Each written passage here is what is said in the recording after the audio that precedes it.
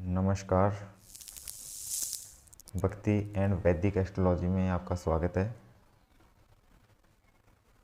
ये जो चैनल है इसका डिस्क्रिप्शन चेक कर लेना और इस वीडियो का डिस्क्रिप्शन भी चेक कर लेना। इसमें व्हाट्सएप लिंक, इंस्टाग्राम का लिंक और ब्लॉग मिल जाएगा।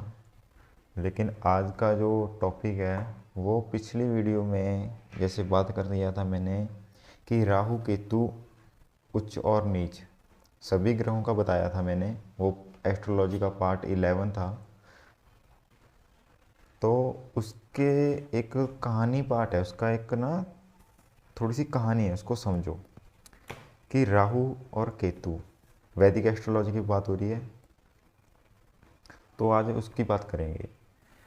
तो इसके पहले कि आगे बात करें तो चैनल सब्सक्राइब करना, कमेंट कर देना। और कोई कुंडली की दिक्कत हो, कोई तंत्र बाधा हो, कोई वैसी दिक्कत हो तो तुम व्हाट्सएप पर कांटेक्ट कर सकते हो। वो व्हाट्सएप नंबर भी डिस्क्रिप्शन में मिल जाएगा। और हर प्रकार के यंत्र, नवग्रहों के भी, और लक्ष्मी, कुबेर, शिव शंकर, भोलेनाथ, भैरव कवच, ये सारा कुछ भी मिल जाएगा आपको। डिस्क्रिप्शन में सारी डिटेल है। तो आज बात करते हैं कि पिछली वीडियो में जो बात की थी वो अधूरी रह गई थी, उसका राहु और केतु उच्च और नीच का कहानी। देखो, राहु और केतु जो हैं ये दो पापी ग्रह हैं। तो इसका जो पाप, पहले तो राहु वृषभ राशि और मिथुन राशि में उच्च का माना जाता है, और वृश्चिक और धनु राशि में ये नीच का होता है। अगर काल पुरुष की कुंडली के हिसाब से देखें और लाल किताब का कंसेप्ट भी साथ से मिलकर देखें तो पहला घर मेष राशि, दूसरा घर हो गया वृषभ राशि और तीसरा घर हो गया मिथुन राशि। तो दूसरा जो घर है वृषभ राशि है जो, उसमें राहु उच्च का कैसे? देखो, है तो ये धर्म स्थान, लेकिन ये हमारा जो घर का मंदिर होता है वो होता है दूसरा घर। इसकी व्याख्या आगे जब हम डिस्कस करेंगे ग्रहों के बारे में कहाँ होगी, लेकिन आज तुमको छोटा बता देता हूँ कि ये क्या होता है। घर का जो मंदिर होता है वो सेकंड हाउस होता है,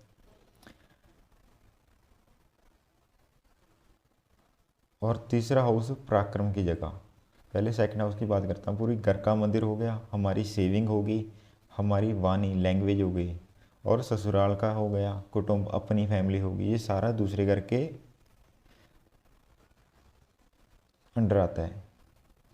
तीसरा हाउस जो तीसरा घर है, तीसरा हाउस है जन्म कुंडली का, वो मेहनत का है, छोटे भाई बहन का है, एनर्जी का है, राइटिंग, कोई लिखी, कोई मतलब लिखित करता है कोई, उसका है। फ्रेंड्स हो गए हमारे दोस्त यार, जो कम्युनिकेशन होती है उनके साथ वार्तालाप होती है, उसका है। तो अब ये दूसरा और तीसरा घर हो गया, वृषभ और मिथुन राशि हो गए, इनमें राहु उच्च का कैसे माना जाता है? देखो भी, राहु, अब देख बात करते हैं कि राहु राहु किसका कारक है। राहु कारक है करंट का, तेजी का, अनएक्सपेक्टेड थिंग का। अच्छे और बुरे दोनों अनएक्सपेक्टेड थिंग्स का कारक राहु होता है। जितने मैटीरियलिज्म चीज़ें हैं, जितनी दुनियादारी की चीज़ें हैं, जितना ईगो दुनिया में है वो सारा राहु का दिया हुआ है। जितना काला बाजारी है वो सारा राहु का है। जितना मिक्सिंग के होते हैं, सच झूठ में खेलने वाला, वो सारा राहु का है। तो अब देखो कि अगर घर के मंदिर में तुम दुनिया का भला मांगो, मतलब कि राहु कारक है मैटीरियलिज्म, अपनी सुख सुविधा क्या, तो घर के मंदिर में तो तुम अपनी सुख सुविधा ही मांगोगे। घर के मंदिर में तुम बाहर वालों की सुख सुविधा तो मांगने से रहे। अपने घर के मंदिर में तुम घर का क्या मांगोगे? भगवान से क्या मांगोगे? अपने लालच की चीज़ होगी, अपना जो भी तुम्हारी इच्छा होगी, जो भी तुम्हारे कार्य नहीं संपन्न हुए उनके लिए तुम अरदास बेनती करोगे। और घर का मंदिर, हमारे घर में पैसा रहे, उसके लिए समृद्धि चाहिए, उसके लिए मंदिर में पूजा करोगे, घर के मंदिर में।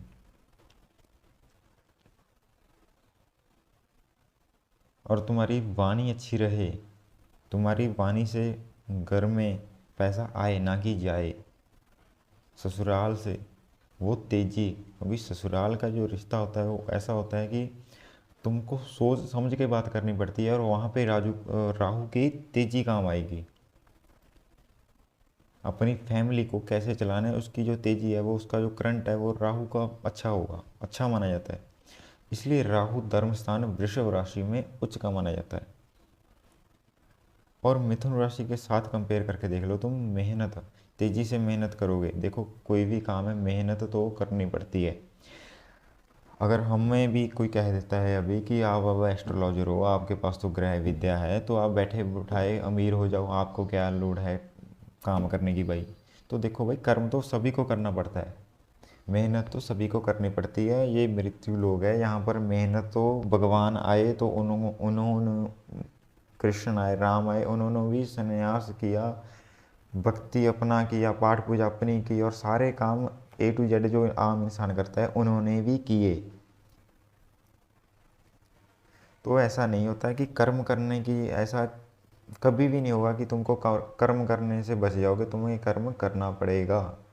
कर्म ही मूल्य है जीवन का। तो इसीलिए मेहनत तो करनी पड़ती है। जो तीसरा हाउस मेहनत का है, वो अगर राहु वहाँ पर हो तो मेहनत अच्छा करता है, ऐसा इंसान मेहनती होता है। छोटे भाई बहन का कारक होता है तीसरा घर। यहाँ पर राहु बैठ जाए तो छोटे भाई बहन की तरफ से इतनी सपोर्ट मिलती है, इतना अच्छा रिस्पॉन्स मिलता है कि अपने आधे कमा, मतलब आधी ज़िंदगी तुम्हारी सेट हो जाती है। एनर्जी का कारक है, लिखित, मैंने तुम्हें पहले बताया वो जो एनर्जी का, वहाँ पे राहु की अच्छी कंडीशन होगी तो राहु इन कंडीशन में अच्छा ही होता है।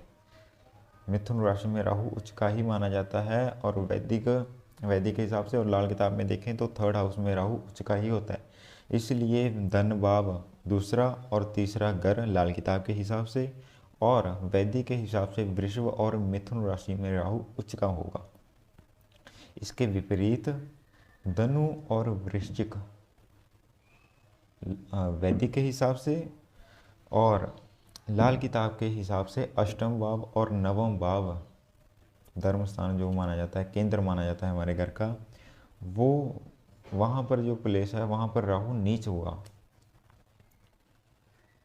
अब इसको मैं एक्सप्लेनेशन इसके दे देता हूँ तुमको कि देखो, राहु जो चीज़ों का कारक है, तेजी का कारक है, अनएक्सपेक्टेड थिंग्स का कारक है, ईगो का कारक है। तो अगर तुम ईगो, पहली बात तो अष्टम भाव देखो, अष्टम भाव में दुनियादारी, जब अष्टम भाव शमशान का घर है, जब दुनियादारी का एंड हो जाता है, जब दुनिया ख़त्म हो जाती है, एक तरह की इंसान की ज़िंदगी ख़त्म, मतलब एक इंसान की दुनिया ख़त्म, ठीक है।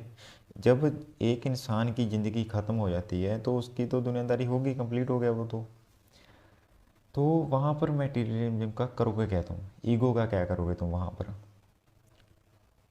ठीक है। वो दुनियादारी का एंड है, वहाँ पर दुनियादारी का तुम क्या करोगे शमशान में। इसलिए जो चीज़ किसी स्थान पे सबसे उच्च हालात में होगी वहाँ पर वो उच्च मानी जाएगी, और जहाँ जो चीज़ जिस स्थान पे सबसे बुरी मानी जाएगी वो चीज़ वहाँ पर नीच मानी जाएगी। ये एस्ट्रोलॉजी का कंसेप्ट है। नवम धर्म स्थान में तुम अगर जाओ, किसी तीर्थ यात्रा पर जाओ, वहाँ पर चालाकी नहीं चलेगी, वहाँ पर तेजी नहीं चलेगी, वहाँ पर तुम भक्ति, शमशान में तुम मौन रखने गए हो, और धर्म स्थान में तुम शांति के लिए गए हो, वहाँ पे शोर शराबा, अनएक्सपेक्टेड थिंग का होना अच्छा नहीं है, ईगो का होना अच्छा नहीं है। इसलिए राहु वहाँ अष्टम और नवम भाव में राहु नीच का होता है। केतु कारक है शांति का।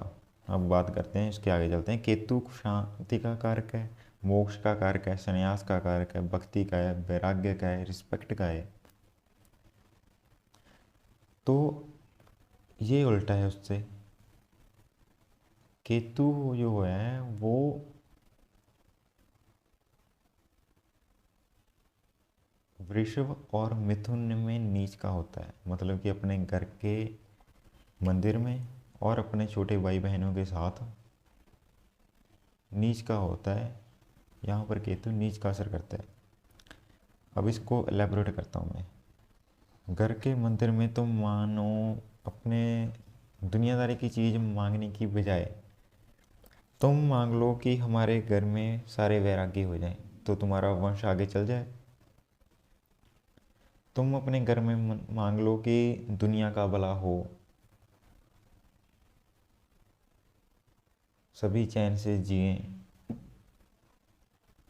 तो जो तुम्हारी सेविंग आ रही है, किसी अगर तुम डॉक्टर हो तो कोई बीमार ना हो, अगर तुम वकील हो किसी का लड़ाई झगड़ा ना हो, अगर तुम मैकेनिक हो किसी का एक्सीडेंट ना हो, किसी का घर टूटे फूटे ना हो, और तुम मिस्त्री हो, तो तुम्हारा घर कैसे चलेगा।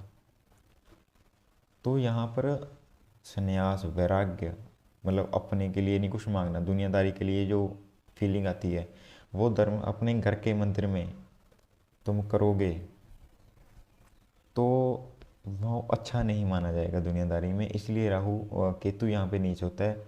छोटे भाई बहनों के साथ भी हमारी फीलिंग होती है, अगर उनके साथ वैराग्य की फीलिंग हम लेने लग जाएं तो नहीं होगी, वो अच्छा नहीं माना जाएगा।